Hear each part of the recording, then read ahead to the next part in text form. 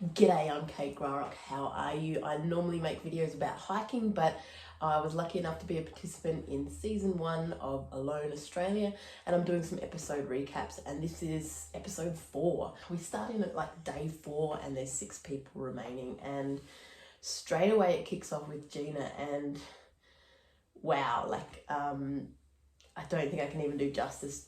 Gina tells this beautiful story about her daughter and her personal fight with breast cancer, and then losing her daughter at age 3. And she does this magnificent tribute to Blaze, and I think I'm just going to leave it there because there's nothing you can say to give that justice. I think just watch it's just truly incredible. I was at a watch party with sort of friends and family at a noisy cafe, and you know, the show started and everyone's noisy and you can't hear much, and then within seconds of Gina starting to talk, it just went dead silent. You could hear a pin drop. Yeah, I don't think there was a dry eye that watched that, and I think it was really beautiful to get that insight into Gina, because till then she's sort of been this, you know, wild, crazy hippie licking trees and dancing in moss, and so it was beautiful to see that, I guess, that backstory and have a bit more understanding of where she's come from. And I think the coolest, you know, that she describes is that transformation, and, you know, she's been through such incredible hardship that most of us can't even fathom. She makes a great point towards the end of that scene where she says, you know, I can get through that. This here, surviving on this land, is, you know, only you know, nothing compared to what she's been through. And I think that is her force and her strength, and you're just like, whoa, Gina is an absolute contender. She has the skills and she has that fortitude, and that for me suddenly, you know, you're already thinking Gina's pretty impressive, but like adding that level to it, yeah, she's such an impressive person.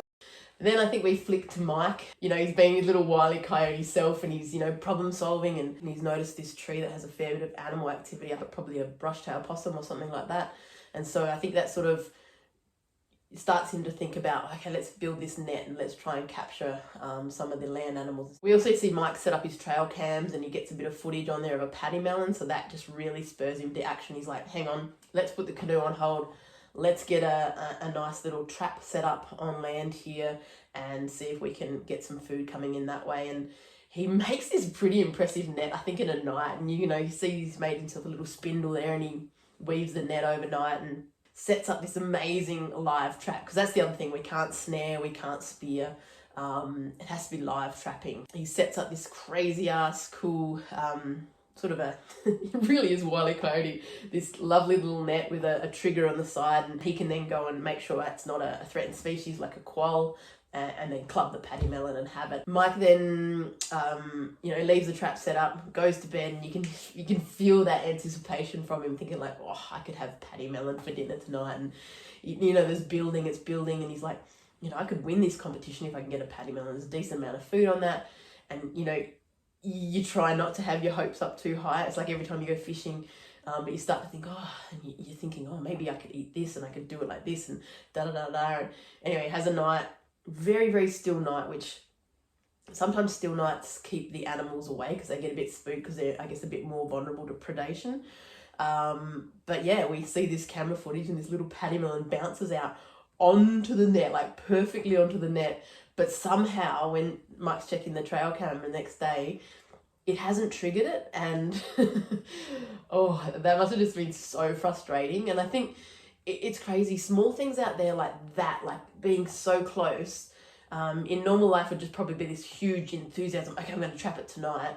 But sometimes those little things can be really frustrating and really take the wind out of your sails. Then we jump over to Dwayne, and he's, what is he? He's living in sort of his temporary shelter still. I think he's been building his permanent shelter over a few days. I think the next day he moves in and sets it all up, and you can see a little bit of frustration there. It's such a hard environment to work with, you know, no calories, very cold. I found my finger dexterity was really lacking, and you can see his logs start to fall down, and he picks them up. Eventually he gets there, sets it up, moves in. and it looks like a pretty lovely shelter. But then a pretty wicked storm comes through and stuff starts to get wet. So maybe, I don't know, he hasn't quite got something cinched down, or, you know, it's coming in. The rain came in from crazy angles. I think with all the wind, it could just sort of blow it around, and yeah, it's it's a very challenging environment. Dwayne has this beautiful moment where he's sitting in his new cabin whittling some sort of wood for something, and he tells this beautiful story about his grandmother, and it's such a tribute to her and her strength, and she was part of the stolen generation as an Aboriginal woman. He tells this beautiful part about how her resilience gives him strength out there, and I think, oh, that once again, you know, it gave me chills. It brings a tear to my eye. He actually shared on Instagram today a photo of his grandma himself, and I think his newly born daughter from a few years ago, and oh, it's just beautiful. So thank you to Dwayne for that. It's a story that needs to be shared. It's a story that needs to be heard. Dwayne also makes a beautiful point that as an Aboriginal man, he hopes to deepen his connection to country through his journey on Alone, and you can already see that happening. And, you know, sitting down with Dwayne since the show's aired, and it's just, every story he tells is just captivating and really gives me chills, and I can't wait to see more of Dwayne. Well, then we switch to Michael, and finally we get to meet Michael, and we see a bit of his backstory about how he's a Christian man and how that's going to help him out there, and he's going to pull from that strength, and that's going to be exciting to watch that happen. He starts with quite a cute little, what is it, he's drinking water from off his shelter, his tarp, and there's a bit of possum poo there, and he sort of flicks it out the way, and it's like, and then, you know, we get the little note at the bottom that, what is it, drinking water contaminated by poo can cause diarrhea, and he's like, yeah, whatever, he's a vet.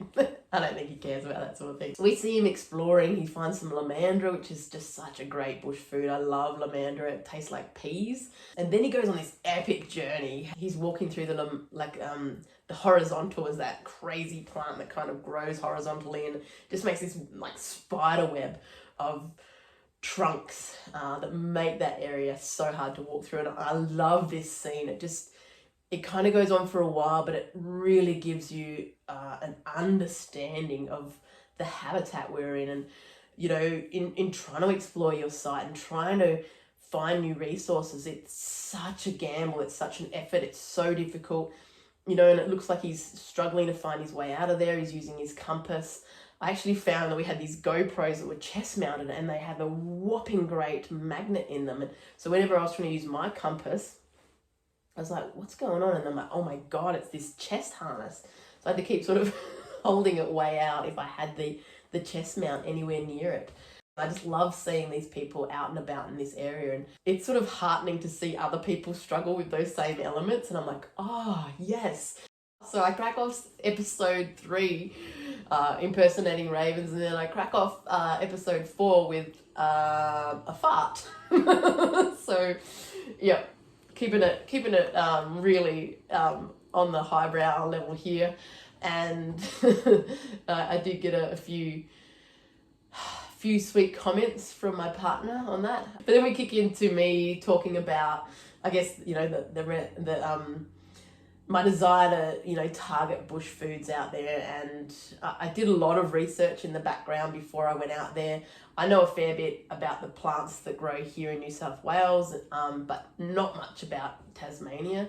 And luckily I'd sort of, I guess, guessed correctly that it would be Tasmania. So I'd done a heap of research on the First Nations plant use down in that area, and some of it paid off, some of it didn't, I guess, because it depends on the habitat in Tasmania. But there were certain things out there that I found that were available to me to eat, and coffee berries was definitely one of my favorites. So you see me there, you know, while you can read it in a book, oh, this is, you know, okay to eat, you don't know for yourself. And that's something I'd sort of try and encourage people to be a bit careful with. You read in a book, oh, this is fine, you just boil it and eat it. But, you know, I have allergies to certain things, so pretty much everything I ate out there, even though I knew 100% that it was okay to eat, I would test it first on my skin, or just have a wee little bit one day and then eat a lot the next day. because I have an allergy to plantains, and that's a pretty common known food that you can eat. I didn't want to poison myself. I didn't want to cause some sort of anaphylactic shock or something like that. So I was very careful. And I think that's something that I did a lot of, being careful. And it sounds a bit boring and not as exciting, but I think that's the key to survival, is not stuffing up. So you just got to stay alive, right? You just got to stay warm, stay dry, stay hydrated, and not poison yourself. And, you know, the human body can withstand a very long period of time without that many calories, if you can keep your little noggin straight. You saw me there testing that berry on my my wrist area or arm area, waiting a few hours, and there was absolutely no reaction, so I ate that. The grasses and things like that are good carbohydrates, but to get that beautiful sweetness was a real treat, and I just love coffee berries. I was always on the lookout whenever I could find a coffee berry bush. I felt connected to the land. I had no inspiration to hunt and kill the native animals that I have worked to protect. And so I'm quite proud of that. I think I make other choices in the season that I can't go into too much detail, but there are a lot of choices that I made, and I stand by those choices, and it was about my experience, and I'm proud of what I did out there. Next we jump to Chris. He's at the net again, you know, putting that together. We see him sort of bounce through a few activities, so looking for possums, and then he might find a snake, and then he's just hunting. He's hungry, and I think he might have even put it himself, he's hangry.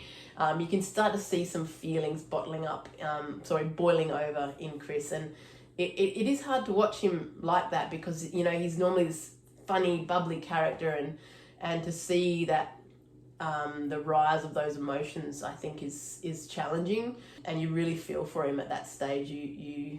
You want him to succeed. You're like, come on, find this possum. Come on, maybe a snake. You could eat a snake or whatever it is.